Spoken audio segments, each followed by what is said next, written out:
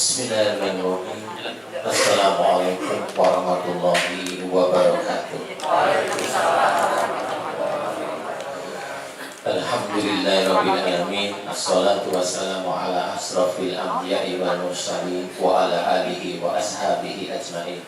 Allahumma rabbi shrah li sadri wa yassir li amri wahlul 'uqdatam min lisani yafqahu qawli, amma ba'du. Alhamdulillahirabbil alamin. Setelah kita tunaikan sholat wajib, puasa seharian, alhamdulillah Allah sudah mengizinkan kita berbuka puasa. Kemudian alhamdulillah kita bisa menyelesaikan tarawih hari ini, plus witirnya bagi yang bisa mengerjakan. Alhamdulillah itu suatu kenikmatan yang diberikan oleh Allah Ta'ala kepada kita. Jadi kalau tidak ada izin dari Allah Ta'ala, kita tidak akan bisa menikmati kenikmatan yang diberikan oleh Allah. Alhamdulillahirrahmanirrahim. Hari ini tema kita adalah sholat. Sebagaimana banyak dijelaskan bahwasanya sholat itu memang ibadah yang sangat diperhatikan atau utama di hadapan Allah. Jadi tidak salah para alim ulama menceritakan bahwasanya sholat itu memang sangat penting dari ibadah-ibadah yang lainnya. Istilahnya salah satu yang diceritakan, as-salatu imaduddin. Sholat itu adalah tiang agama. Yang kita ketahui bahwasanya sholat itu tiang agama, jangan hanya cuma melihat istilahnya, kalau sholat kita buruk, hancurlah agama kita. Betul. Nah, apa saja yang bisa menghancurkan agama kita? Nah, ini yang jarang sekali kita perhatikan. Sebenarnya yang menghancurkan agama kita sebenarnya sudah tertulis di dalam Al-Quran, salah satunya yaitu salah satunya ceritakan dalam surat Al-Ma'un, fawailul lil musallin alladzina hum an sholatihim sahun alladzina hum yura'un wa yamna'unal ma'un. Di sini diceritakan celakalah sholatnya orang-orang. Jadi orang itu sholatnya bisa istilahnya tidak 100% diterima oleh Allah Ta'ala. Kalau diceritakan dalam surat Al-Ma'un ini, kalau apa? Lalai dalam bersolat. Lalai dalam sholat gimana? Bisa aja wudunya tidak bagus, tidak tertib. Kemudian bacaannya juga kacau balau walaupun dia itu sebenarnya tahu. Kemudian apa? Istilahnya dalam sholat dia kesusu-susu, keburu-buru maksudnya ya, keburu-buru. Bacaan itu tidak tertil. Nah, ini lalai dalam sholat. Ya. Kemudian kalau di ibaratnya itu, kalau sholat itu ada ruku, ada sujud, ada duduk di antara dua sujud, itu harusnya tumakninah, tetapi ini tidak diadakan. Dan ini bisa dikatakan itu lalai dalam sholat. Seperti contoh umpamanya ada di tempat tertentu, ini sholat sunnah tarawih itu ngebut, ya, 23 rakaat itu hanya 7-10 menit. Nah, ini gimana itu ceritanya? Mana khusyuknya? Tapi beliau dia katanya bisa khusyuk. Oh, alhamdulillah bisa khusyuk. Nanti tahunya khusyuk gaknya nanti di akhirat. Iya, kalau kita berdebat gak bisa, itu saudara kita juga, jadi sudahlah kita disyukuri aja. Tapi menurut saya susah mau khusyuk, karena bacaannya keburu-buru gitu. Jadi kita mau baca apa nggak bisa, kan gitu ya. Tapi imamnya bisa, alhamdulillah imamnya bisa ya. Nah, Disinilah yang itu jangan kita kerjakan seperti itu. Harus ada gerakan itu, harus jelas mana ruku, mana sujud, mana duduk di antara dua sujud, mana i'tidal, itu harus dimengerti. Kemudian apalagi yang menjadikan celakanya orang-orang yang sholat, ya, termasuk ria atau sombong atau ujub. Ini juga menjadi celaka bagi orang-orang yang sudah mengerjakan sholat. Karena apa? Contoh umpamanya, ini mau sholat ke masjid pakai pakaian koko, tapi dari rumah pakai pakaian koko itu bikin dilihat orang. Nah, ini udah riak ini sudah.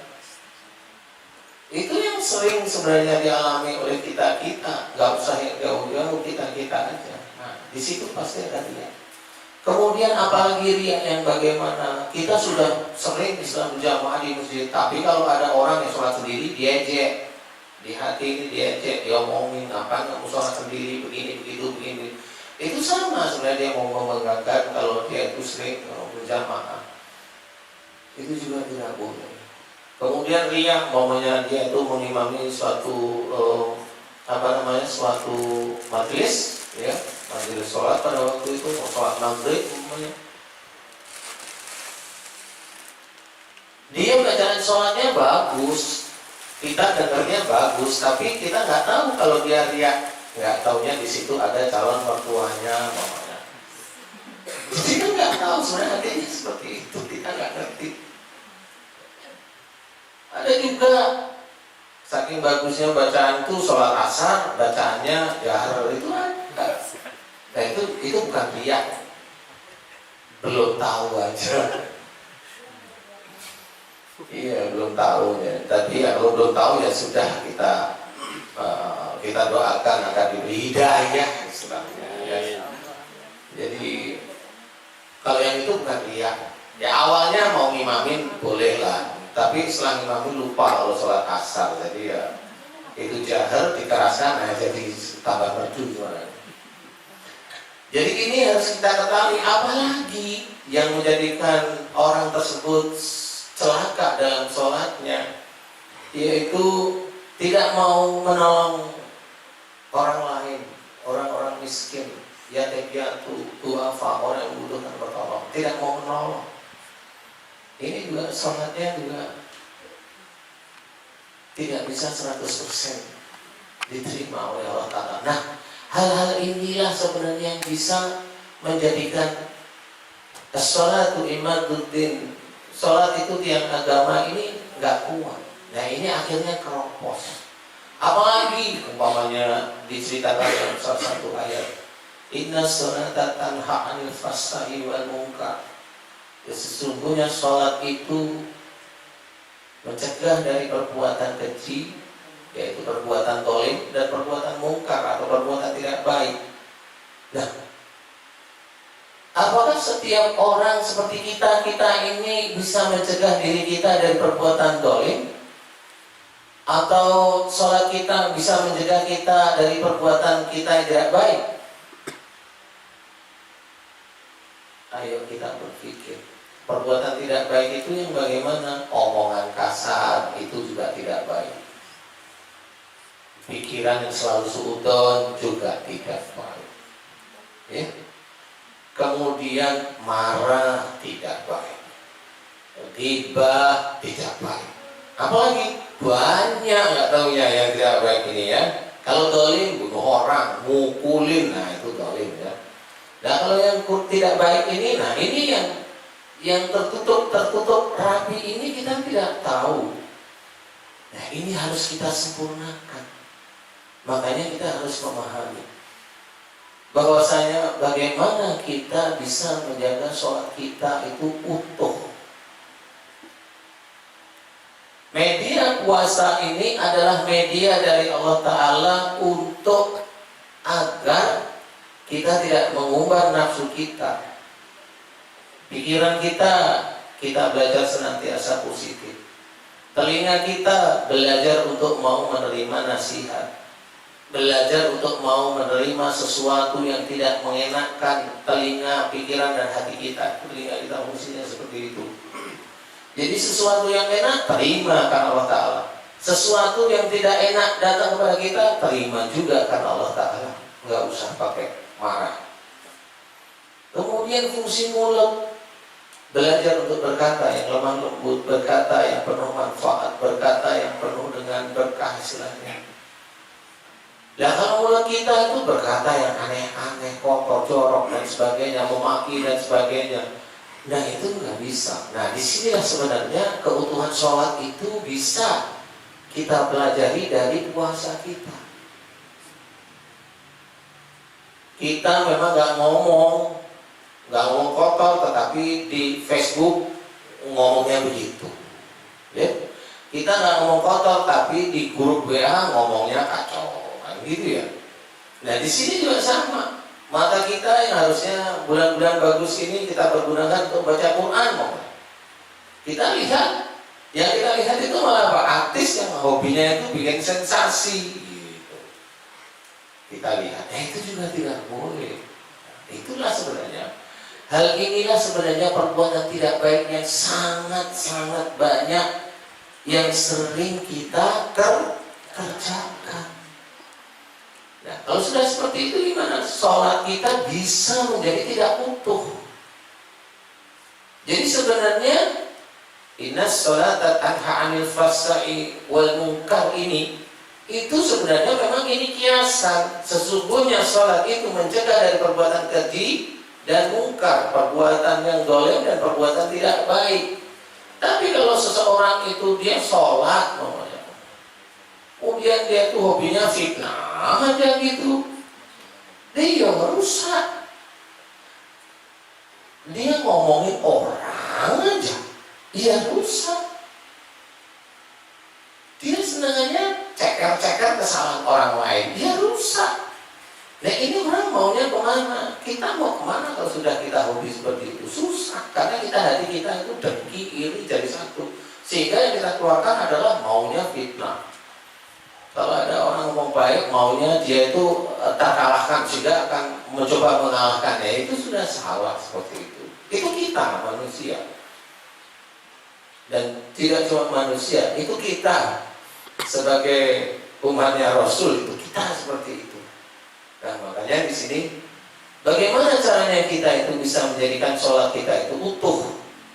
Karena salah satu hadis Tirmizi menceritakan besok pada waktu di Yaumul Qiyamah yang dihisab pertama kali oleh Allah Ta'ala adalah sholat kita. Allah melihat sholat kita itu bagus, semua amal-amal yang kita kerjakan insya Allah bagus. Nah itu dilihat dari sisi ayat-ayat yang ada dalam Quran. Jadi bukan sholatnya secara fisik dia tertib, enggak, tapi aplikasi pada waktu dia sholat, ngerti tidak sebenarnya sholatnya dia itu untuk apa. Kemudian sholat ini bisa mencegah dia dari berbuat tidak baik, enggak. Kalau dia enggak ya tetap bopeng-bopeng, tiangnya itu bopeng-bopeng pasti. Nah, disinilah sebenarnya harus kita ketahui, apakah kita sudah termasuk sholat kita itu utuh di hadapan Allah Ta'ala. Apakah kita itu yakin bahwa besok itu kita bisa masuk surga karena kita itu sholatnya tertib dari mulai wajib, dari mulai sunnah. Ya, sunnah muakkad dikerjain, tidak muakkad terjadi dikerjain, kan? Saking getolnya sholat. Nah, di sini harus kita pikirkan, apakah yakin kalau Allah itu memanggil kita itu bisa masuk surga? Kalau kita sholatnya masih seperti itu, naudzubillahi min dzalik. Harusnya kita berpikir mulai saat ini. Jangan saya mati karena Allah Ta'ala. Iya sih, mati itu karena Allah Ta'ala sudah tertulis istilahnya dalam surat Al-An'am 162 itu sudah dijelaskan. Hidup mati kita karena Allah Rabbul Alamin, sudah jelas. Jadi mati saya karena Allah Ta'ala, iya, tapi untuk matinya ini loh, bekal matinya kita sudah siap loh. Nah ini yang harus kita pikirkan. Jangan kita sombong, tapi ayo kita evaluasi setiap saat, setiap hari. Ada nggak kekurangan saya di hadapan Allah? Yang tidak baik itu apa? Coba. Kalau diberi sesuatu sama orang, harus bilang apa? Terima kasih, betul ya? Itu baik. Kalau ibaratnya diberi nikmat oleh Allah Ta'ala, harus Alhamdulillah. Nah, disinilah sebenarnya saya mengingatkan khususnya untuk diri saya sendiri dan juga di majelis ini. Pernahkah kita itu berpikir kalau kita itu bangun pagi-pagi itu kita bersyukur bahwa roh kita dikembalikan oleh Allah? Pernahkah kita itu bersyukur kita itu naik kereta KRL dari mulai sekarang sampai ke tujuan itu diselamatkan oleh Allah Ta'ala? Pernah kita bersyukur seperti itu? Sangat jarang sekali. Pernahkah kita itu awali dari bismillah dari rumah kemudian ke kantor, sampai di kantor alhamdulillah ya Allah Engkau telah lindungi aku dari marah bahaya dunia. La haula wala quwata illa billah. Pernah? Nah, padahal sudah dikasih kenikmatan yaitu tidak diserempet bis. Loh kok gak bersyukur? Itu kita. Coba, udah berapa puluh tahun kita hidup.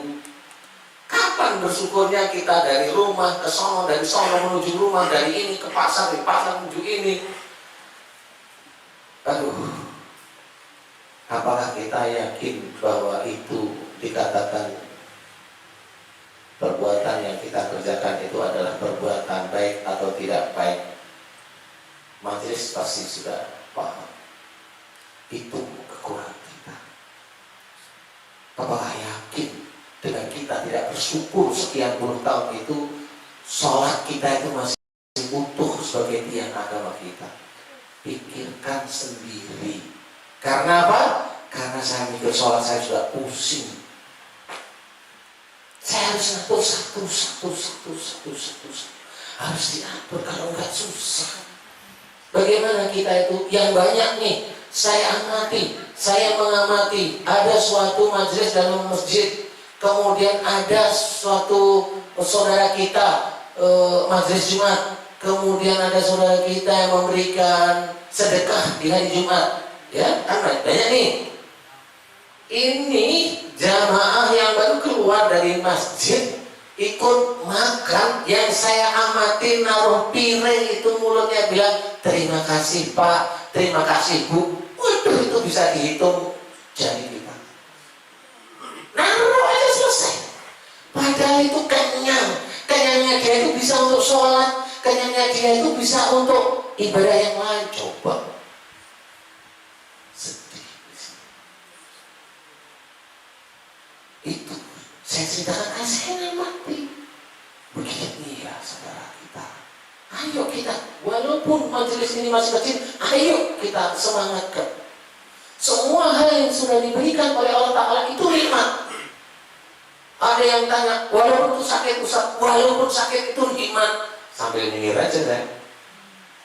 Nikmati dulu. Kalau sakit itu memang itu lagi ada musibah, tapi musibah itu salah satu ujian. Nah ujian itu karena kamu lagi disayang Allah. Tapi bukannya disayang Allah itu mah dibiarin, enggak. Disayang Allah itu diberi sakit itu agar kamu kembali ke jalan Allah. Sakit ini adalah penanda bahwa besok kamu di akhirat itu akan disiksa seperti ini. Ayo kembali ke jalan Allah. Wala nudiqannahum minal adabi adna dunal adabi akbari la'allahum yarji'un. Dan sungguh akan kami berikan siksa kecil di dunia. Diberikan siksa kecil oleh Allah Ta'ala di dunia sebelum siksa besar di akhirat. Jadi kalau kita itu di dunia itu dapat siksaan, dapat musibah, sakit khususnya, karena di akhirat itu yang akan disiksa apa sih? Kan tubuh kita. Di sama, di dunia sama. Kalau kita sakit pada otak kita, besok di akhirat itu otak kita nggak tahu dia apa. Kalau saat ini kita itu sakit di lidah kita, besok di akhirat itu lidah kita yang akan dikerjain oleh para putusan-putusan Allah. Dan ini harus kita ketahui. Masuk surga itu sulit. Tidak segampang dengan membaca ayat ini langsung masuk surga. Enggak bisa membaca ayat ini langsung diampuni dosanya semua dosa puluhan tahun kita. Enggak bisa. Kalau kita mau diampuni dosa kita, mohon ampun, kemudian tobat, jangan kerja kerjakan lagi. Itu baru benar, itu ada dalam Quran. Itu yang harus kita ketahui. Susah sesungguhnya. Yang diinginkan oleh Allah Ta'ala kalau kita itu sudah disiksa yang berupa sakit itu, ya kita ingat la'allahum yarji'un, agar mereka kembali ke jalan yang benar. Ini kuncinya. Lah kalau sakit berarti kita ada kekurangan, kesalahan kita pada Allah. Ada sesuatu yang salah pada diri kita. Harus mau kita akui. Jangan sombong. Kok tiap kali kita itu sholat, mulai praktek ngaji, kalau dibilang sakit, enggak, saya enggak pernah dosa. Emang siapa? Nabi bukan, Rasul apalagi, dia berani bilang saya enggak seperti itu. Enggak boleh itu sombong. Kalau sombong masuk ke ayat yang lain.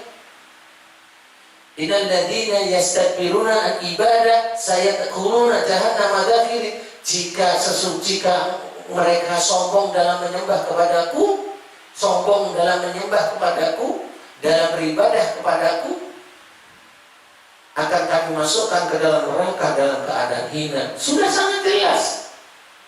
Ya kok masih ada yang disombongkan, dari apa kita sudah ada. Yang harusnya sombong itu Allah, kita itu nggak bisa. Ya harusnya kita kembali pada Allah. Kalau ada musibah, ya kita harus mohon ampun. Ada yang salah di diri kita, harus mohon ampun, taubat. Kalau itu musibahnya di mulut kita, ya berarti dari cara bicara kita. Kalau itu musibahnya di otak kita, berarti dari cara berpikir kita. Kalau musibahnya itu ada di perut kita, nah itu cara kita itu menganalisa sesuatu yang berhubungan dengan keluarga. Gampang kok, insya Allah. Tinggal mohon ampun aja pada Allah Ta'ala. Kalau kita terkena sesuatu penyakit yang mengerikan, ya kita lihat umurnya berapa, ininya berapa, banyak salah di mana, banyak dosa di mana. Apakah yakin kalau memang sudah mati itu langsung masuk surga setelah ini ada sakit? Belum tentu. Itu aja ayatnya aja jelas. Wala nutikanna minal adabi adna dunal adabi akbari la'allahum yarji'un. Jadi sudah sangat jelas bahwa Allah memberikan siksa kecil di dunia sebelum siksa besar di akhirat. Jangan lupa dan jangan berbangga diri kalau memang kita itu ada suatu musibah, yaitu penyakit di dunia, besok itu sudah disiapkan nantinya di akhirat. Itu harus kita ketahui. Dan itulah yang nanti akan menjadikan rangkaian sholat kita. Kalau kita ingin dihisab sholat kita oleh Allah Ta'ala dan masuk kriteria apa yang diinginkan oleh Allah Ta'ala, ayo kerjakan mulai saat ini. Paling tidak sering mohon ampun dan bersyukur, karena mohon ampun dan bersyukur itulah yang disukai oleh Allah.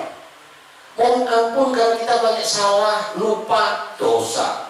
Bersyukur karena kita diberi kenikmatan, diberi kenikmatan. Itu aja dulu.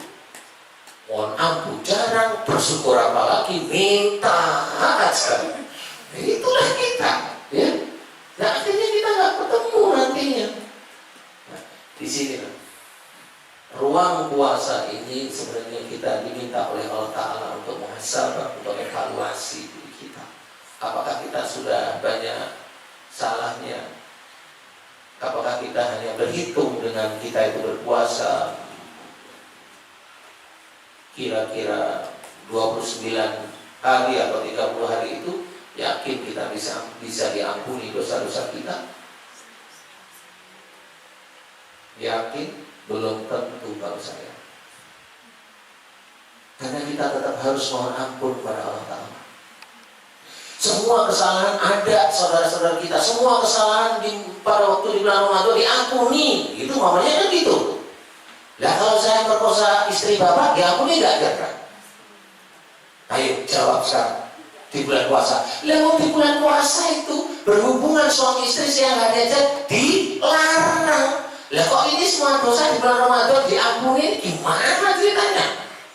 Dia harus berpikir, benar nggak sih? Iya nggak sih? Berhubungan suami istri siang hari dilarang apa dilarang kan? Iya dilarang. Kau tahu udah punya istri belum? Ya belum bisa ngomong gitu. Oh iya. Dari Ustaz. Benar jawab. Dari Ustaz katanya. Iya. Saya hanya melihat aja kayaknya belum punya istri. Iya betul ya? Iya. Lu dan kan lu belum. Ya sudah emang betul. Lah hubungan suami istri itu dilarang di siang hari. Jelas. Wong yang halal aja dilarang. Lu apalagi semua dosa dihapus, gimana ceritanya? Lu coba sekarang berpikir senyum-senyum sendiri. Ya kalau memang mau dihapus oleh Allah Ta'ala, mohon ampun. Betul gak sih? Ya harus. Hubungan suami istri siang hari 2 bulan puasa berturut-turut, mau gak? Kemau nanti ya. Iya. Iya. Coba kalau gak percaya. Kalau taat ya dijalani, kalau nggak taat semau-maunya saya aja. Emang agama Islam punya mbak lu gitu ya, nggak boleh. Jadi intinya kita harus memahami sholat ini harus kita pegang teguh. Nggak hanya cuma sholat secara fisik, tetapi esensi sholat itu sendiri. Kalau sholat bisa mencegah dari perbuatan keji dan mungkar, maksudnya keji adalah dolim, mungkar dan perbuatan tidak baik, ya kita harus belajar untuk tidak melakukan perbuatan yang Allah tidak suka. Nah disitulah nanti tersusun sholat kita, insya Allah tertib baik. Itu maksud. Ada dulu teman saya di proyek, ya kan di sini sholat itu mencegah dari perbuatan keji dan mungkar nih. Ya, kalau saya nggak pernah berbuat keji dan mungkar, berarti saya nggak sholat, nggak apa-apa ya. Lah gundulmu gitu. Kamu muslim bukan, saya muslim. Lah ngarang aja kamu ini nanti kan ayat ngarang ya, itu ada, tapi ya memang itu teman-teman yang agak sedeng cara berpikirnya. Itu dulu. Sekarang yang mudah-mudahan dia mendapatkan hidayah dari Allah. Amin. Nah, kita harus pegang seperti itu. Kita harus hati-hati bahwasanya sholat yang kita kerjakan belum tentu itu bisa sempurna. Karena kita masih melakukan gibah, suudon, ngeyel, unak-unak, apalagi semua banyak sekali juga. Sampai nggak selesai. Lah kalau sudah gimana kok? Yakin sholat kita bagus ya? Kita dihisab belang-belontek. Ini sholatku kayak begini mau masuk surga, gitu sama Allah Ta'ala gimana? Jangan ya. Tapi mulai sekarang Allah masih memberikan umur kepada kita. Harus kita syukuri dipanjangkan umur. Kalau bisa itu diisi dengan ibadah yang bagus.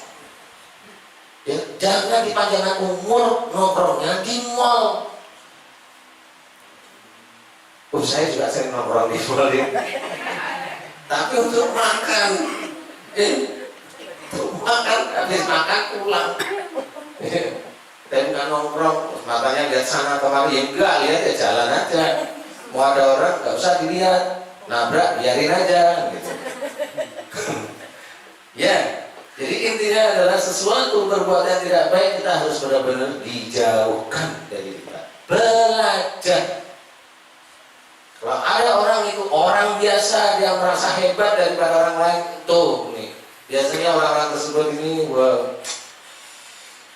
nggak tahu dia kok bisa seperti itu ya saudara kita. Saya juga tidak tahu. Tapi mudah-mudahan orang tersebut bisa diberi hidayah oleh Allah ya. Amin. Termasuk kita. Kita juga berdoa mudah-mudahan banyak dilimpahkan hidayah Allah kepada kita. Amin. Sehingga kita ngerti seperti kayak gini kalau ini kita juga belajar. Oh begitu. Jadi sholat itu nggak cuma sholat itu berjamaah. Nggak cuma itu hanya khusyuk saja. Benar, sholat itu bisa khusyuk nih. Tapi dia mulutnya jelek. Ya. Memaki orang perbuatan baik nggak kira-kira? Lu sudah banyak tahu kalau mamanya menjelek-jelekan orang perbuatan baik nggak itu? Ini sudah jangan ditiru yang seperti itu. Mau dia khususnya kayak apa? Ini yang namanya tiang agamanya dia rontok lama-lama nanti. Siapapun Allah tidak melihat orang pakai peci kayak saya. Yang dilihat itu benar-benar ngerti, faham, dikerjakan. Jadi Al-Quran itu tidak hanya cuma dibaca, dikerjakan. Nggak boleh maunya saya pakai peci, kemudian saya ketemu sama jamaah saya, kemudian saya merendahkan jamaah. Nggak boleh juga. Ya saya malah harus menghormati jamaah saya. Loh kenapa? Ya saya harus mengamalkan salah satu ayat umpamanya wa ibadur rahmanil ladzina yamshuna 'alal ardi hauna. Jadi di sini dijelaskan, dan hamba-hamba Allah yang dikasih adalah orang-orang yang berjalan di muka bumi dengan rendah hati. Orang yang berjalan di muka bumi dengan rendah hati inilah yang akan dikasihi oleh Allah Ta'ala. Berjalan di muka bumi namanya berjalan itu melakukan aktivitas. Dia bicaranya dia itu berjalan mulutnya. Otaknya berpikir itu berjalan otaknya. Telinganya mendengarkan sesuatu enak atau enggak enak itu berjalan telinganya. Itu berjalan di muka bumi dengan rendah hati. Dengan rendah hati. Dia ilmunya tinggi tapi dia tidak sombong. Dia diberi kekayaan lebih, dia tetap tidak mau sombong, tidak sombong. Dia diberi sesuatu oleh Allah Ta'ala dilebihkan daripada orang lain, tapi dia nggak mau sombong, ya biasa aja. Sehari-hari ketemu sama temannya ini di bawahnya, disalami, halo bos, siang bos, tolong aja. Oh, ya sudah, salamin, assalamualaikum. Itu rendah hati. Dia yang halo bos, iya sekarang itu begitu. Halo bos, pagi bos, kita datang lihat, salam. Assalamualaikum. Bingung deh. Waalaikumsalam. Makasih ya disapa. Gitu aja. Besok masih halo bos, pagi bos apa enggak? Udah gitu aja. Paling besok ada assalamualaikum bos. Aku ini saudara kamu, gak usah dibilang bos. Seperti itu. Karena kalau seorang dibilang bos itu sini bangga. Apalagi yang mau dibanggain kan gitu ya. Gak bisa. Jadi itulah salah satu hal. Kalau sholat kita mau utuh di hadapan Allah Ta'ala, kalau kita minta kalau besok itu di yaumul qiyamah kita dihisab sholat kita utuh, mulai sekarang Allah masih memberikan umur kepada kita dan insya Allah panjang dan insya Allah kita isi dengan banyak ibadah. Amin. Itu benar-benar serius. Mumpung ini belum akhir zaman loh ini. Kalau besok akhir zaman gimana coba? Pusing. Listrik mati semua, mau minum apa kita? Pompa mati, ya. Sepeda motor, mobil gak jalan. Kita biasanya beli ayam, beli sayur, beli bumbu-bumbu di pasar, yang jualan gak datang. Kita mau makan apa? Punya uang, uangnya di dompet, di bank, tutup semuanya. Mau apa? Kita kan pusing benar.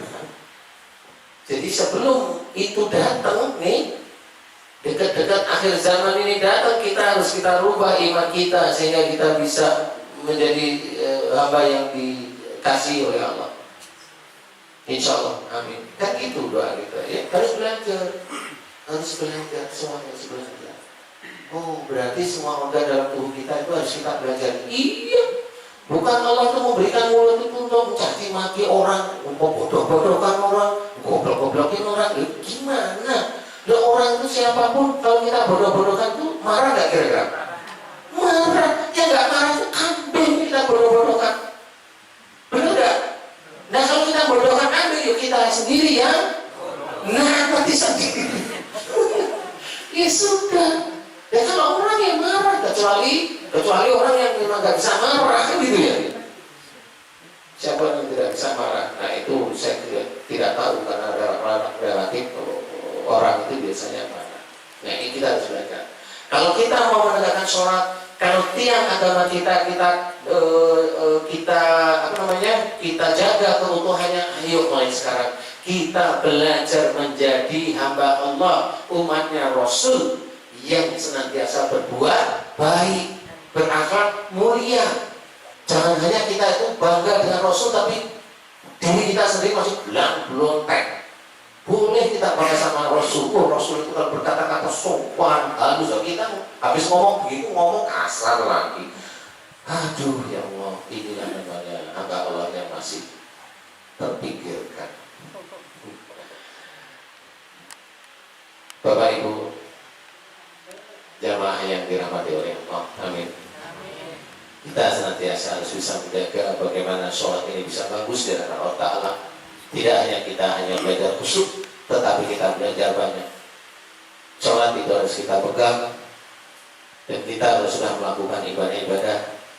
Belajar untuk tidak sombong. Kalau kita sudah diizinkan oleh Allah melakukan sesuatu hal kebaikan apapun, atau kita diizinkan oleh Allah Ta'ala menerima sesuatu nikmat apapun, yang jelas harus kita ingat, sombong, ujub, riya itu ada di belakang kita persis.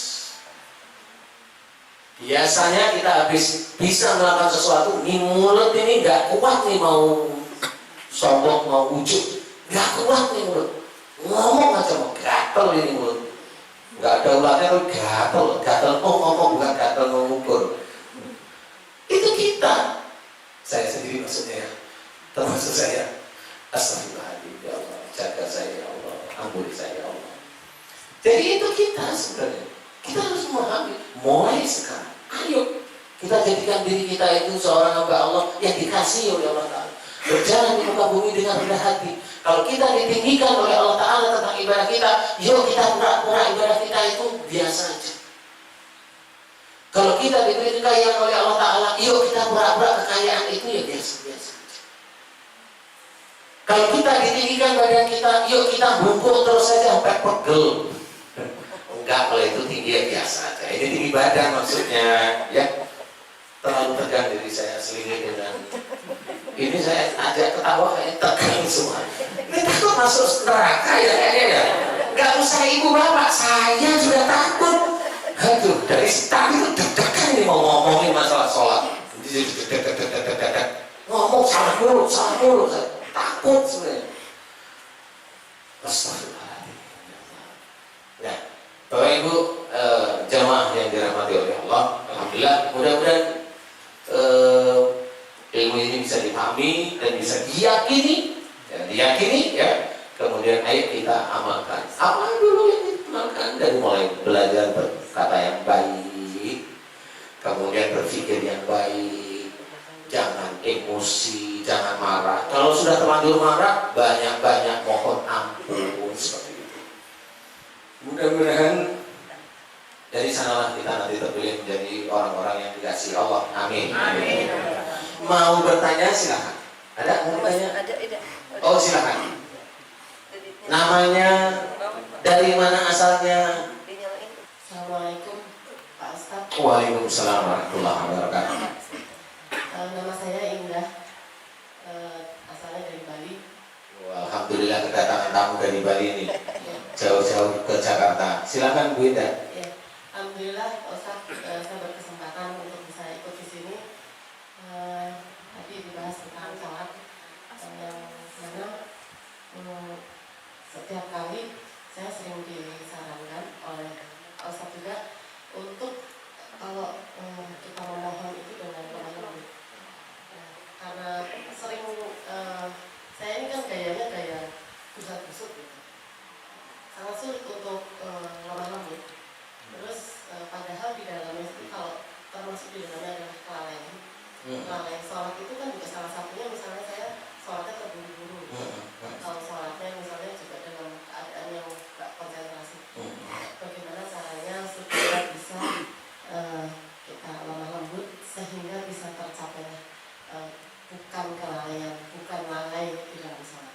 Oke. Terima kasih. Assalamualaikum warahmatullahi wabarakatuh. Waalaikumsalam warahmatullahi wabarakatuh. Ibu Indah, yang ini juga bisa untuk yang lain. Kalau kita mau belajar khusyuk, bukan berarti saya itu selalu khusyuk, enggak. Tapi saya tetap belajar untuk khusyuk. Kalau memang pada waktu kita sholat, yang kita pikirkan itu adalah kita menghadap Allah. Itu dulu yang kita pikirkan. Semua pekerjaan yang kita lakukan itu, ini dunia, ini permainan. Berarti yang nomor satu adalah kita bertemu dengan Allah. Itu dulu yang harus kuat dalam hati. Kalau mau yang kita masih berpikir duniawi, pasti yang kita pikirin adalah dikejar-kejar target. Nanti kalau nggak selesai dimarahin pimpinan. Nanti saya mau ada rapat ini. Nah, inilah yang akan mengacaukan pikiran kita pada waktu kita sholat. Selesaikan itu, letakkan. Fa idza azamta fatawakkal Allah. Jadi kalau sudah membulatkan tekad mau sholat, ya kita mau bertemu dengan Allah. Berarti tawakallah pada Allah, serahkan pada Allah Ta'ala. Sudah masalah duniawi, udah biarin, mau dimanain kayak udah biarin. Yang penting sholat khusyuk pada Allah Ta'ala. Berdoa pun benar-benar berdoa yang lemah lembut, yang baik, jangan teriak-teriak. Seperti itu. Nah, itu memang butuh belajar. Kalau tadi momennya Bu Eda itu bilang bahwa saya orang yang gerusak-gerusuk, nggak apa. Saya juga gerusak-gerusuk. Kenapa? Ya kalau melakukan sesuatu yang memang harus saya cepatkan, nah itu saya pasti agak gerusak-gerusuk. Tapi kalau memang itu bisa saya kerjakan dengan biasa, ya biasa aja. Nah, Bu Eda, belajarlah seperti itu. Kita mau menghadap Allah, letakkan dunia ini sementara. Berapa menit sih? Paling 15 menit, tetap. Dan disitulah betul-betul kita letakkan. Gak usah terlalu dipikirin dunia ini. Karena nanti bahwasanya nanti yang akan menjadikan Ibu Indah itu nanti berhasil di duniawinya itu, yang menjadikan Ibu Indah berhasil kan tetap Allah. Betul ya? Mau rezeki, mau jabatan, mau apa aja, itu Allah, itu hanya Allah.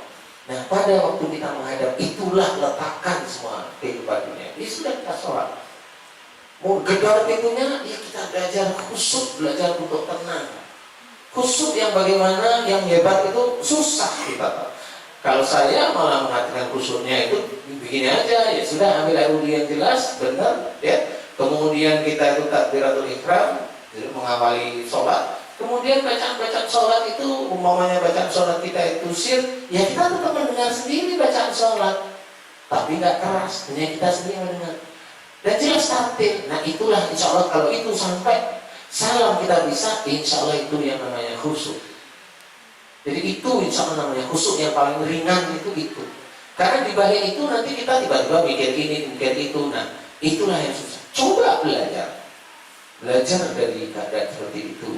Nah, mudah-mudahan kalau memang Bu Ida mau, kemudian belajarnya benar-benar lillahi ta'ala, mudah-mudahan Allah memberikan hidayah, memberikan rahmat kepada Ibu Ida, sehingga Ibu Ida bisa melakukan tugas ibadahnya itu benar-benar sama seperti yang diinginkan oleh Allah, sama seperti yang dikerjakan Rasulullah pun sulit, mudah-mudahan sama. Saya berdoakan ya, amin. Ya, jadi seperti itu Ibu Ida, mudah-mudahan tidak terpancing oleh keadaan duniawi, kemudian gerusa-gerusu itu juga karena watak kita sendiri, tetap harus belajar tenang. Bagaimana momennya kita bercermin pada Umar bin Khattab, beliau dulu sebelum masuk Islam itu begitu galaknya, ganasnya, sampai Rasulullah mau dibunuh oleh Umar bin Khattab, tetapi setelah masuk Islam beliau juga tetap lemah lembut. Itulah Islam. Mudah-mudahan bisa meningkatkan iman dan ketakwaan Ibu Ida yang amin, amin ya rabbal alamin. Ada lagi? Oh ya.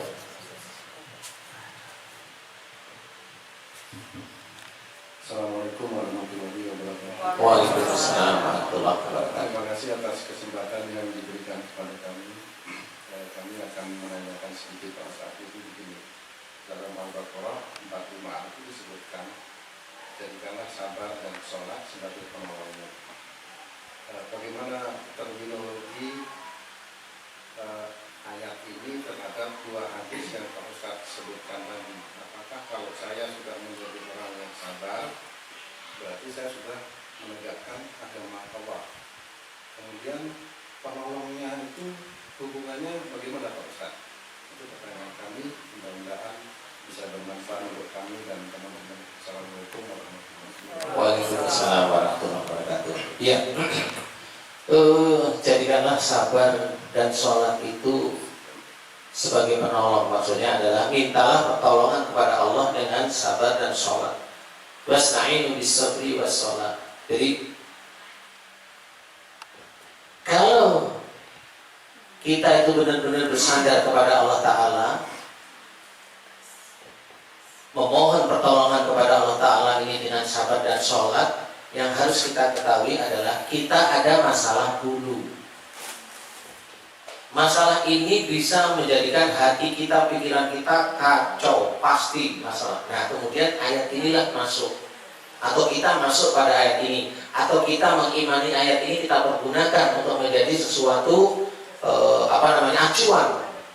Sabar ini adalah persoalan ini harus diselesaikan. Jadi orang sabar itu beda dengan diam. Sabar ini berarti melakukan aktivitas yang berhubungan dengan masalah tersebut. kemudian diselesaikan dengan cara-cara yang benar, dengan cara-cara yang baik, dengan cara-cara yang syar'i. Nah, persoalan ini kalau sudah kita selesaikan dengan cara-cara yang baik, kita menyerahkan kepada Allah, menyerahkan. Nah, pada waktu kita menyerahkan pada Allah sampai menyerahkan, kita tidak ada unsur emosi, marah, iri, dengki dan sebagainya. Insya Allah itulah yang Allah menceritakan itu sabar. Dan sholat. Nah, sholat ini tetap, kenapa sholat ini disebutkan? Ini sebenarnya menggarisbawahi, sebenarnya Allah itu mau menceritakan, insya Allah ya, Allah alam, tapi ini saya artikan, jangan tinggalkan kewajiban kita, yaitu ibadah. Sholat ini gambaran, walaupun sebenarnya kita itu maksudnya sholat benar boleh, tapi intinya ibadah. Ibadah gimana? Bisa sholat, bisa membaca Quran, bisa zikrullah, bisa macam-macam, ibadah yang jelas. Nah, disinilah sebenarnya kalau memang kita mengacu pada ayat ini diceritakan wasta'inu bis-sabri was-shalah wa innaha lakabiratun ila 'alal khashiin. Jadi sesungguhnya itu berat, sesungguhnya kita melakukan kesabaran dengan sholat, kemudian menunggu jawaban Allah Ta'ala tentang persoalan kita. Ini persoalan selesai dengan seperti yang kita inginkan atau tidak kita inginkan, itu kita tidak tahu. Dan itu dikatakan oleh Allah Ta'ala, sesungguhnya itu berat. Jadi menunggu suatu persoalan kita dengan tenang, dengan sabar, dengan kita sudah menyelesaikan dengan baik dengan Allah Ta'ala, tidak meninggalkan ibadah-ibadah kita, sesungguhnya itu berat. Kecuali bagi orang yang khusyuk. Nah, ini ada yang lucu, kecuali bagi orang yang khusyuk. Khusyuknya ini adalah khusyuknya nilainya Allah. Bukan khusyuknya kalau kita melihat dia sholat khusyuk, bukan yang itu. Tetapi khusyuk yang menilai Allah. Khusyuk itu bagaimana? Seseorang itu kalau didera oleh ujian, dia berani. Istilahnya lapang dada, qanaah istilahnya. Dia berani. Tapi tidak berani dengan langsung emosi, tidak. Tapi berani menerima. Contoh, kalau dia difitnah, dia berani melawan fitnah tersebut. Berani. Dia terima fitnah tersebut. Karena kalau fitnah itu sudah terjadi, berarti Allah itu sudah mengizinkan. Kalau Allah sudah mengizinkan, kita tinggal mengucap, kok susah sekali, walaupun susah. La haula wala quwata illa billah. Tidak ada daya dan kekuatan apapun terjadi kecuali atas izin Allah. Kalau fitnah untuk kita itu terjadi, walaupun nauzubillah ini dari kita tidak minta. Kalau itu sudah fitnah untuk kita muncul, sudah serahkan sama Allah Ta'ala. Karena Allah Ta'ala inilah tempat kita bersandar. Sesungguhnya itu sulit. Iya sulit. Namanya terima fitnah, gimana nggak sulit? Oke? Sangat sulit. Hati ini harus antara malu, antara macam-macam, tapi tidak boleh marah, tidak boleh emosi. Yang namanya sabar dan sholat itu sudah jelas. Seseorang siapapun, mau orang biasa, mau orang kaya, mau orang biasa, mau orang muda, mau orang tua, mau orang biasa, mau orang yang tahu agama, kalau dia menerima keadaan sesuatu yang menurutnya itu tidak mengenakan, terima lillahi ta'ala. Jangan hanya pada waktu kita menerima amplop, jangan pada waktu kita menerima uang bulanan, alhamdulillah.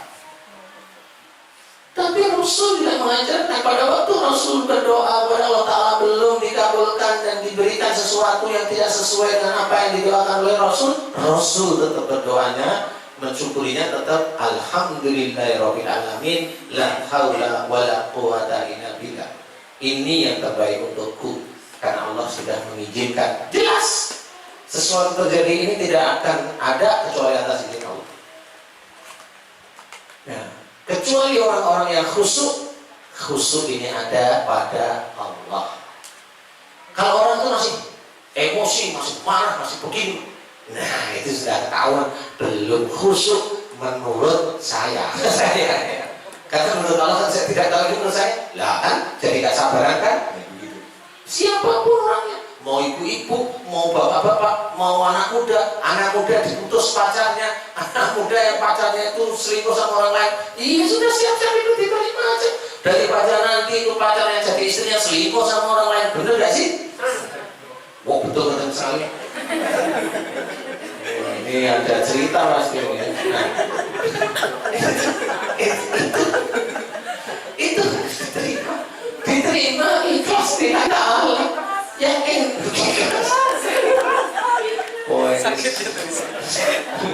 Suaminya itu diberikan dengan sukarela. Ya sudah itu urusannya. Jadi intinya harus kita pahami bahwasanya khusyuk itu menurut aturan Allah, bukan menurut aturan kita. Tapi orang yang khusyuk itu benar. Umpamanya Bapak yang bertanya tadi Pak Masuri, umpamanya kan gitu ya. Kalau ada masalah bingung kesana kemari marah, terus kemudian mau berontak, kemudian ngomong yang ini, ngomong yang itu saya ada di sebelahnya Pak Masuri tahu. Oh, ini belum khusyuk namanya, gitu. Itu langsung. Nggak usah dari Allah, dari saya aja langsung ketahuan itu belum khusyuk.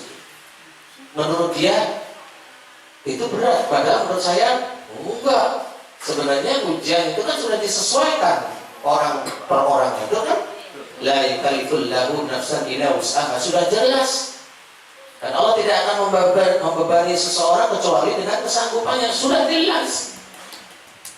Yang bikin tidak khusyuk apa? Marahnya kita. Yang bikin tidak khusyuk kita apa? Egonya kita. Yang membuat kita tidak khusyuk apa? Jabatan kita. Yang membuat kita tidak khusyuk apa? Karena pencitraan kita. Akhirnya ya kacau balau semuanya. Ya kan? Nah, begitu Pak Mas Yuri. Pakai mic mohon. Ya. Pakai mic ya. Maaf Pak Ustaz. Iya. Berarti kalau kita sudah bisa sabar, berarti Allah menilai sholat kita baik atau Bisa Allah, iya dengan dua hadis tadi itu. Benar, boleh. Tapi yang bisa menilai sabar siapa? Kan bukan saya. Allah sebenarnya. Jadi ini sudah dikategorikan sabar apa belum itu Allah. Jadi yang nilai Allah. Kalau saya hanya berkata saya lihat secara fisik, ini kayaknya belum sabar ya. Kelihatan seperti ini belum sabar. Ini secara fisik. Biasanya hatinya melebihi fisiknya, lebih galau. Jadi kalau memang Allah memberikan citra pada seseorang hambanya itu sabar, insya Allah sholatnya bagus. Dianggap tentang perbuatan salah satu ujiannya itu selesai dengan diselesaikan dengan baik. Nah ini mendukung tiang kita, mendukung salah satu tiang kita.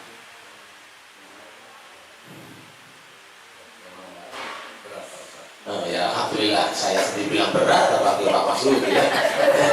Aduh, saya udah empet-empetan mau tanya apa lagi nih Pak Masud ini. Ada lagi yang mau tanya? Sudah paham Pak Masud? Alhamdulillah, mudah-mudahan bisa meningkatkan iman ketakwaan kita pada Allah ya. Amin amin ya rabbal alamin. Silakan. Assalamualaikum warahmatullahi wabarakatuh. Waalaikumsalam warahmatullahi wabarakatuh. Saya Ibu Surat ini dari Cibubur Pak Ustadz. Alhamdulillah kita bisa sampai di sini karena atas izin Allah. Yang mau saya tanyakan, ya memang kalau sholat saya juga belum bisa khusyuk Pak Ustadz, tapi yang akan saya tanyakan tentang sakit mata. Apa hubungannya sholat yang belum khusyuk sama sakit mata itu? Apa? Ini mata saya ini. Lah belum dijawab sudah mata saya ini ya sudah lanjut Bu. Mata saya ini yang sebelah ini kayaknya ada kabut gitu yang sebelah kiri ini. Oh. Kabutnya penuh apa separuh apa? Separuh, suka-suka kayak ada yang jalan lap gitu. Oh, jalannya lap. Lap jalan atau jalan lap? Ya, suka kayak jalan gitu, kayak ada kabut jalan gitu. Oh gitu. Iya. Iya. Itu kalau dokter bilangnya katarak Bu. Kata dokter. Nah itu biasanya di sebelah kanan apa kiri? sebelah kiri. Nah kalau sebelah kiri ini biasanya Bu siapa namanya? Bu Suratini ini dulu kalau diberi masukan oleh suaminya barangkali seringnya langsung nolak dulu. Saya nggak tahu bener apa enggak, ya nggak tahu. Emang bener begitu nggak sih? Iya, benar. Bener nih. Suaminya dari sini ya? Enggak ada. Oh enggak. Jangan diumpetin, diajak aja pengajiannya. Itu berarti nanti Bu Suratini belajar mulai hari ini, di bulan baik ini, di bulan Ramadan ini, Bu Suratini kalau diberi masukan nasihat oleh suami terima aja, jangan ditolak, jadi terima aja. Ikhlas karena Allah, apalagi nasihatnya benar baik, terima aja. Paham? Kemudian untuk kataraknya itu, mohon ampun ya Allah jika katarak saya di mata sebelah kiri ini disebabkan karena jika saya diberi masukan khususnya oleh suami saya itu menolak itu maksudnya bisa agak remehin gitu ya, nolak, remehin Pak, tahu Bu? Remehin gitu.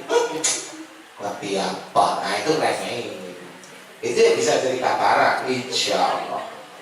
Suka begitu sih? Nanti doanya begitu ya Bu. Mudah-mudahan nanti Allah ridho sehingga doa ibu diterima sehingga ibu bisa diberi kesembuhan dari katarak ibu. Amin. Amin. Assalamualaikum warahmatullahi Waalaikumsalam. Ada lagi barangkali? Ya silakan. Assalamualaikum warahmatullahi wabarakatuh. Waalaikumsalam warahmatullahi wabarakatuh. Saya Ibu Nari dari Condet Ampat, Ustaz. Ibu Nari. Ibu Nari. Nari. Oh Nari. Ya. Condet Ampat. Alhamdulillah pada kesempatan ini saya sudah bisa hadir di sini atas kuasa Allah. Alhamdulillah. Yang saya tanyakan kepada Ustaz, memang di dalam sholat saya juga suka belum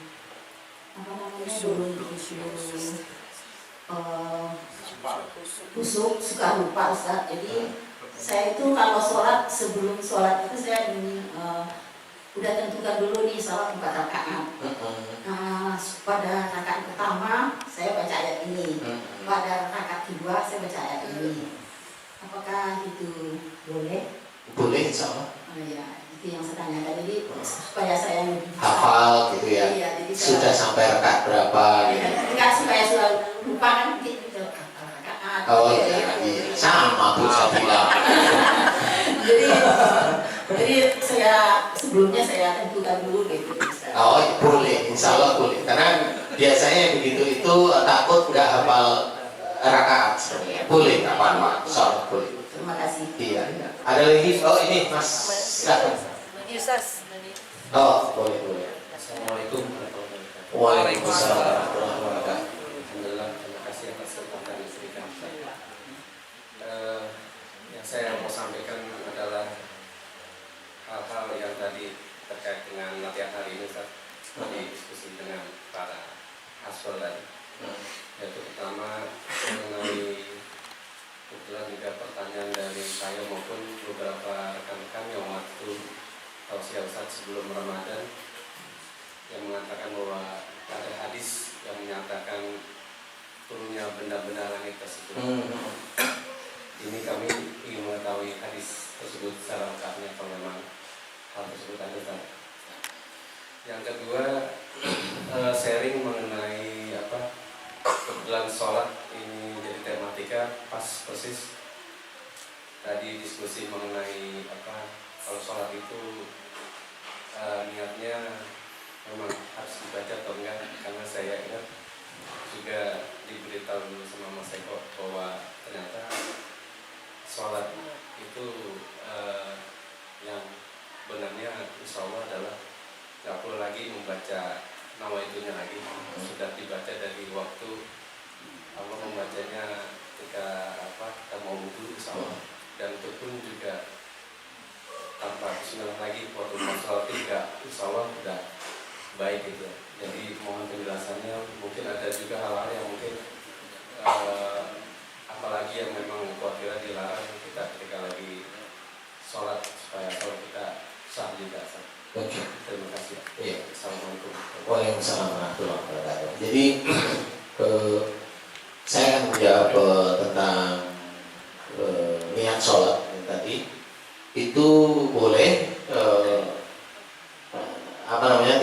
ucapkan niat itu dalam hati boleh. Lebih bagus lagi memang pakai basmalah niat, jadi jelas sekali karena niat itu memang harus dari situ. Lebih bagus lagi. Kemudian boleh juga mau dilafazkan, boleh juga silakan. Karena ada orang yang niat di sini susah, jadi ya nggak bisa disamakan kalau harus dilafazkan. Jadi tidak menutup kemungkinan, silakan. Dua-duanya ini boleh semuanya. Termasuk kalau kita mau jamak dan qasar, boleh jadi niat bismillah gitu. Niat kita mau jamak qasar kan jelas kita. Jadi sudah di sini kalau bisa boleh silakan. Kemudian kalau memang mau dilafalkan silakan juga, nggak apa-apa. Kalau ini agak lebih tertib sedikit boleh, nggak ada masalah. Jadi mau yang niat di sini maupun niat yang dilafazkan boleh semuanya. Insya Allah seperti itu. Jadi semuanya dua-duanya itu boleh, tidak apa-apa. Kemudian hal-hal yang umpamanya yang tadi istilahnya yang lalai dalam sholat itu, saya yakin insya Allah sudah banyak buku-buku yang mengajarkan bagaimana cara wudhu yang baik ya. Kemudian bagaimana sholat yang baik itu sudah saya lihat dari orang-orang sudah, saya tidak bisa bilang bahwa itu salah, tetapi insya Allah itu sudah baik. Karena saya sendiri tidak tahu benarnya bagaimana. Saya pun belajar dari sunnah Rasul, tetapi apakah, bukan saya tidak yakin, tapi apakah orang lain yang tidak sama itu terus sholatnya tidak diterima, ya nggak boleh kita berani begitu. Karena memang yang bisa menerima sholat kita itu ya Allah Ta'ala aja. Jadi saya boleh gitu aja, asal tidak kacau ya. Takbir itu harusnya ke atas, semua ke bawah gitu ya. Jangan seperti itu maksudnya. Normal aja, mulai ngangkat tangan, mau ngangkat segini boleh, mau gini boleh, mau di telinga boleh. Itu nggak ada persoalan menurut saya. Kalau untuk pergerakan gimana? Karena terakhir beberapa kali saya mendengar di istilahnya kultur tuh, bahkan katanya bergerak itu berjalan bergerak ngapain itu, paling lagi sholat asal jangan bicara itu. Bahkan ada yang bilang itu masih sah sholatnya gitu. Iya. Sejauh apa maksudnya? Iya, sebenarnya gini. Jadi itu memang ada salah satu riwayat dari Rasul pada waktu Rasul sholat kemudian istrinya masuk rumah itu, Rasul membuka pintu, ada riwayatnya. Dan itu kan kondisinya darurat sebenarnya. Jadi bukan kita sholat nggak ada apa-apa, gerak sana gerak sini kan nggak bisa kan. Jadi dalam kondisi darurat itu boleh gitu maksudnya. Kalau anak lagi biasanya kadang-kadang Ya. ada yang punya anak kecil ini kadang-kadang tiba-tiba lagi sholat dia mau megang mungkin listrik atau apalah yang membaikkan itu darurat maksudnya. Itu kalau bisa batalin aja sholatnya. Karena kalau sholatnya jauh gimana? Kan tetap lari. Ya sudah batalin nanti sholat lagi. Kalau saya begitu nggak apa-apa kok dibatalin. Karena kita juga mau nyelamatin anak kita, paham ya? Nah yang salah biasanya orang tuanya, ngapain listrik? Buka-buka gitu kan gitu, paham ya? Jadi intinya kalau umpamanya kita sholat, anak kita tiba-tiba yang kecil itu naik punggung kita, ya sudah dipegangin. Nah itu masih bisa, itu darurat, nggak ada masalah. Itu jadi pegangin, karena anak kecil-kecil itu belajar di leher, ya pegangin harus. Tangan kita yang seperti ini satu, nggak ada masalah, insya Allah seperti itu. Jadi boleh kita pada waktu ruko kemudian sujud pegangin, harus dipegangin kakinya umpamanya itu biar dia tidak jatuh. Itu nggak apa-apa, itu darurat namanya. Jadi nanti paling anak-anak kita cengengah sendiri nanti turun lagi, ya udah nggak apa-apa. Mau di depan kita ya sudah kita minggir sedikit, kita begitu sholatnya. Bukan nanti istilahnya kalau kita ada orang sholat halal darahnya anak kita di depan, memang mau kita bunuh. Ya kan seperti itu ya, nggak boleh kita juga lihat-lihat gitu loh maksudnya. Kan banyak yang begitu, jangan. Kalau tolak-tolek yang dikatakan seperti musang itu nggak boleh. Iya nggak boleh, mau sholat khusus harusnya kan ke bawah, kita ke sono, kita ke sini, ngapain? Kamu lucu, tolak-tolek kamu punya istri belum? Nah ini istrinya malah kan gitu, tolak ngapain sholat tolak? Tadi satu hal itu kan yang saya bacakan karena ada sharing WhatsApp itu adalah yaitu pergerakan yang tolak bergusan dan sujud seperti matuk-matuk itu tuh nah itu yang cepat, itu yang cepat maksudnya. Jadi itu yang cepat, jadi bacaannya nggak tahu kemana gitu. Jadi itu nggak boleh. Jadi yang begitu kita harus tidak langsung berani tidak gitu. Kalau masih darurat anak kita gendong atau di depan, nah di depannya ya udah pegangan aja, nggak apa-apa, namanya anak gitu ya. Nggak apa-apa, siapa tahu memang dengan kita sholat dia senang lihat itu ada hidayah untuk anak kita dan kita tidak marah, sama seperti itu. Jadi kalau memang mau pegang resep, nah kejar, batalin sholatnya. Bukan terus namanya, oh ini menghadap Allah, biarin, nah ya nggak bisa. Ayam mati beneran gimana? Siap. Kecuali mau ngurangin anak, ya silahkan, buka aja resepnya semua. Gitu, jangan ya. Jadi ada sesuatu yang memang darurat, silahkan kerjakan. Boleh dibatalkan? Boleh, insya Allah nggak apa-apa. Jadi kita tidak berbohong, ini kan menghadap Allah, harus begini. Enggak harus seperti itu. Seperti itu ya, paham ya? Sudah mulai saat ini harus lillahi ta'ala.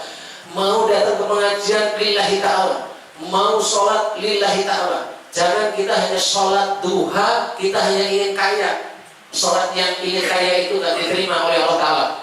Kita baca Quran lillahi ta'ala, kita baca Quran untuk agar kaya, agar ini, agar itu duniawi, enggak diterima. Jadi itu nanti amal sholat kita kosong di akhirat. Sudah semuanya mulai hari ini kita baca Quran di atas satu lillahi ta'ala. Kalau memang kita ada kesulitan di dunia, mohonlah pertolongan kepada Allah Ta'ala dengan sabar dan sholat. Sudah ditentukan kok. Mintalah pertolongan kepada Allah dengan sabar dan sholat. Bukan meminta pertolongan dengan membaca Quran. Nanti diijabah Allah nggak bisa. Jelas ini doanya sudah jelas doanya, ayatnya sudah jelas. Dan apa yang diberikan oleh Allah? Allah itu jelas, Maha menolong, sudah jelas dan tidak ada seorang pelindung dan yang menolong kecuali Allah, sudah sangat jelas.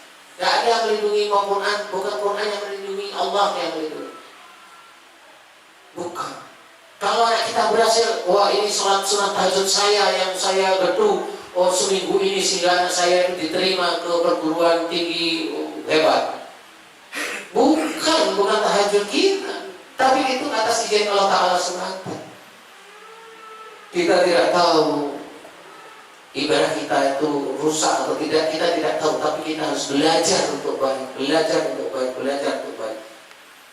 Jangan kita sombongkan sesuatu yang sudah kita kerjakan. Makanya di situ saya sudah menceritakan bahwasanya kalau kita melakukan suatu perbuatan baik atau kita menerima nikmat Allah Ta'ala, biasanya sombong, ujub dan dia itu langsung menempel persis di tubuh kita. Tinggal kapan kita itu lupa atau malah kita sengaja ngomong. Hanya itu aja. Makanya kita harus memahami, yuk kita senantiasa lebih dekat kepada Allah Ta'ala. Sholat satu Allah Ta'ala, baca Quran niatnya satu lillahi ta'ala. Kita punya suami, kita punya istri, kita punya anak, niatnya satu lillahi ta'ala. Bagaimana punya suami kok lillahi ta'ala? Ya suami kalau salah, ya kita kasih nasihat yang baik. Istri kita yang salah, harus kita kasih nasihat yang baik. Anak kita yang salah, bukan dikebukin, bukan dipukulin, tapi kasih nasihat yang baik. Kalau anaknya ngeyel, orang tuanya mohon ampun kepada Allah Ta'ala. Kenapa anak saya ngeyel? Berarti salah satu orang tuanya atau dua orang tuanya ini memang dulunya ngeyel. Jadi jangan marahin anaknya, kasihan anaknya. Semuanya lillahi ta'ala. Hidup kita sudah dijelaskan, hidup kita untuk Allah Rabbul Alamin. Jadi hidup kita, semua kehidupan kita itu hanya karena Allah. Diberi nikmat, disyukurin agar kita itu tidak dianggap kufur oleh Allah Ta'ala. Nah itu kita belajar satu. Mudah-mudahan itu yang akan mendukung tiang agama kita itu nanti akan utuh. Yang nanti pada waktu kita dihisab di yaumul qiyamah, nanti di hari akhir itu benar-benar bersih. Ya insya Allah amal soleh kita itu bersih, walaupun ada kotoran di diri karena dosa-dosa kita, mudah-mudahan itu bisa terhapus. Innal hasanati yudhibna sayyi'ah. Sungguhnya amal perbuatan baik itu akan mengurangi perbuatan buruk. Iya, tapi bukan berarti kita itu merasa sombong kalau ibadah kita baik, tidak boleh. Kita harus benar-benar tawadhu. Kita harus belajar sehingga pada waktu nanti dihisab oleh Allah Ta'ala tidak ada cerita kita mau masuk surga, dipanggil oleh malaikat, dimasukkan ke neraka gara-gara ada sesuatu. Nggak boleh cerita seperti itu. Cerita itu melecehkan Allah Ta'ala. Nggak ada. Allah sudah menghisab mana masuk surga, mana masuk neraka sudah jelas, karena Allah amat sangat teliti. Jadi nggak ada yang salah, insya Allah. Jadi itu harus kita imani sehingga kita tahu bahwa iya betul, karena Allah amat sangat teliti. Ya. Jadi marilah untuk menutup acara ini kita berdoa kepada Allah Ta'ala, mudah-mudahan Allah ijabah doa. Amin. Bismillahirrahmanirrahim. Alhamdulillahirabbil alamin. Allahumma shalli ala Muhammad wa ala alihi washabbihi ajmain. Ya Allah, alhamdulillah Kau telah banyak memberikan nikmat kepada kami ya Allah. Hari ini aja nikmat yang Kau berikan kepada kami tidak mampu menghitungnya ya Allah. Alhamdulillahirabbil alamin ya Allah. Dan kami bersyukur atas nikmat-Mu yang Kau berikan kepada kami sejak akhir balik ya Allah hingga saat ini, di mana kami dulunya sering kufur atas nikmat yang Kau berikan kepada kami. Kami terlalu sombong atas nikmat yang Kau berikan kepada kami. Kami ujub, kami riya atas nikmat yang Kau berikan kepada kami. Astagfirullahaladzim. Ampunilah kufur kami ya Allah. Ampunilah kesombongan kami ya Allah. Ampunilah ujub dan riya kami. Ya Allah, kami memohon kepada-Mu ya Allah ampunan ya Allah ya Ghaffar. Ampunilah dosa yang kami lakukan sejak akhir balik hingga saat ini ya Allah. Ampunilah dosa yang kami lakukan kepada istri kami. Ampunilah dosa-dosa yang kami lakukan kepada suami kami. Ampunilah dosa yang kami lakukan kepada anak-anak kami ya Allah. Ampunilah dosa yang kami lakukan kepada saudara-saudara kami, kepada teman-teman kami, kepada hamba-Mu yang lain dan makhluk ciptaan di muka bumi. Ya Allah, ampunilah dosa yang kami lakukan kepada ibu dan ayah kami. Astagfirullahaladzim. Ya Allah, ampunilah dosa yang kami lakukan kepada ibu dan ayah kami ya Allah. Jika kami senantiasa berkata yang tidak baik kepada ibu dan ayah kami dan memperlakukan ibu dan ayah kami dengan banyak salah dan dosa, astagfirullahaladzim. Ya Allah, ampunilah dosa yang kami lakukan kepada ibu dan ayah kami ya Allah. Kami adalah hamba-Mu yang belum soleh di hadapan-Mu, yang kami hamba-Mu adalah masih hina di hadapan-Mu ya Allah. Ampuni dosa-dosa kami yang kami lakukan kepada ibu dan ayah kami. Astagfirullahaladzim. Ya Allah, ampunilah dosa ibu dan ayah kami yang kami kasihi ya Allah. Ampunilah dosa ibu dan ayah kami yang kami sayangi ya Allah. Beliau juga hamba-Mu ya Allah, yang masih banyak melakukan kekeliruan, kesalahan, bahkan dosa ya Allah. Ampuni dosa-dosa ibu dan ayah kami. Dan kami mohon kepada-Mu agar Engkau terima amal soleh beliau ya Allah. Engkau terima amal soleh ibu dan ayah kami ya Allah, yang memberikan kasih sayangnya kepada kami, menyusui kami sejak kami lahir hingga kami di samping ibu kami, dan mendidik kami hingga kami bisa mengenal-Mu ya Allah. Alhamdulillah ya Allah, terimalah amal soleh ibu dan ayah kami. Ya Allah, kami mohon kepada-Mu, ampunilah dosa guru-guru kami ya Allah, yang senantiasa ikhlas mendidik kami, dengan ikhlas mendidik kami ya Allah. Ampuni dosa-dosa guru-guru kami ya Allah. Dan kami mohon agar Engkau terima amal soleh guru-guru kami ya Allah. Terima amal soleh guru-guru kami ya Allah. Beliau berpeluh dengan mendidik kami, beliau dengan susah payah mengajari kami mengenal-Mu ya Allah. Dan kami belum bisa membalasnya dengan kata-kata kami, dan kami belum bisa membalasnya dengan doa kami. Ya Allah, kami belum bisa menjadi orang yang soleh di hadapan-Mu, tetapi kami beranikan diri kami memohon kepada-Mu, ampuni dosa guru-guru kami, dan terimalah amal soleh beliau ya Allah. Terimalah amal soleh guru-guru kami ya Allah. Dan kami mohon kepada-Mu ampunan ya Allah. Ampuni dosa-dosa kami jika kami sering melanggar apa yang ada dalam Al-Quran dan hadis Nabi ya Allah. Ya Allah, alhamdulillah Kau telah menitipkan iman dan takwa dalam hati kami. Alhamdulillah Kau telah memberikan kami ilmu yang manfaat ya Allah. Yang alhamdulillah Kau izinkan ilmu ini bisa kami sebarkan pada saudara-saudara kami.